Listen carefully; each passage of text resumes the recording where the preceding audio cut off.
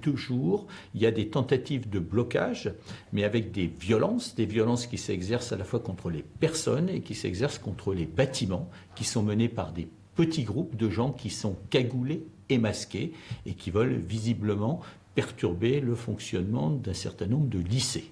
Et je condamne fermement ces violences qui s'exercent à la fois contre les bâtiments, mais aussi contre des personnes.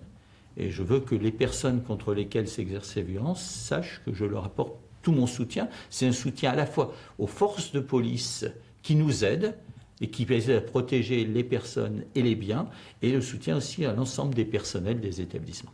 Et quels sont les faits dont vous avez eu connaissance? Les lieux, les moments, les lycées qui sont précisément concernés? Le lycée qui a été le plus attaqué à ce jour, c'est le lycée Camus, à Nantes.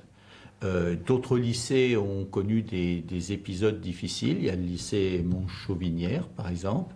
Il y a eu hier des actions qui ont été menées à Rezé, d'autres lycées à Nantes. Mais le point de focalisation, ces 2 derniers jours, c'est plutôt le lycée Camus à Nantes. Avec quelles explications pour vous?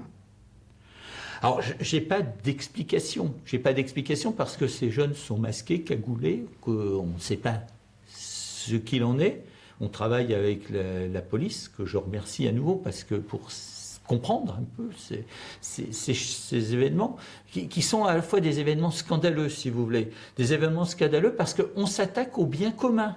On s'attaque au bien commun de nous toutes et tous. Ce sont des bâtiments publics qui ont été construits avec de l'argent public, dont la réparation nécessitera de l'argent de chacune et de chacun, de toutes celles et tous ceux qui m'entendent.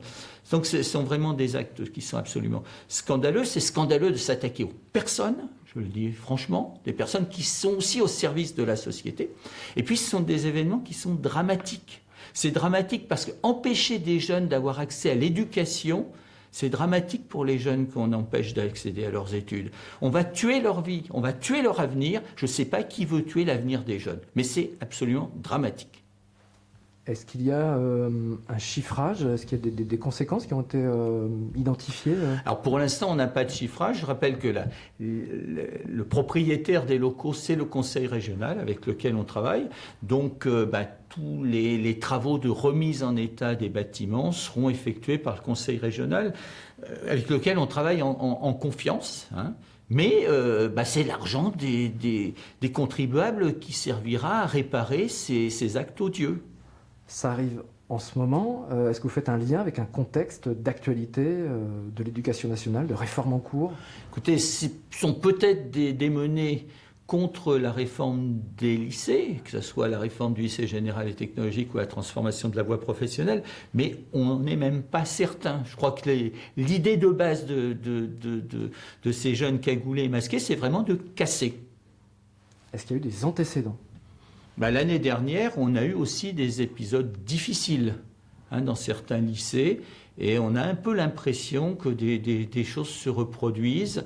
On a l'impression que des jeunes veulent casser pour casser. On a l'impression que des jeunes veulent tuer l'avenir d'autres jeunes simplement pour casser.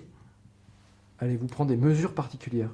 Écoutez, on prend des mesures particulières en ce sens qu'on travaille étroitement avec la police pour protéger les bâtiments, pour protéger les personnels aussi, parce que l'année dernière, des personnels ont vécu physiquement des attaques aussi.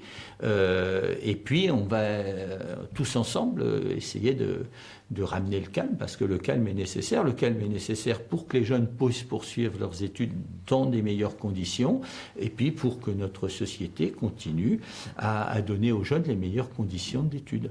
Est-ce que vous allez mettre en place un dispositif particulier?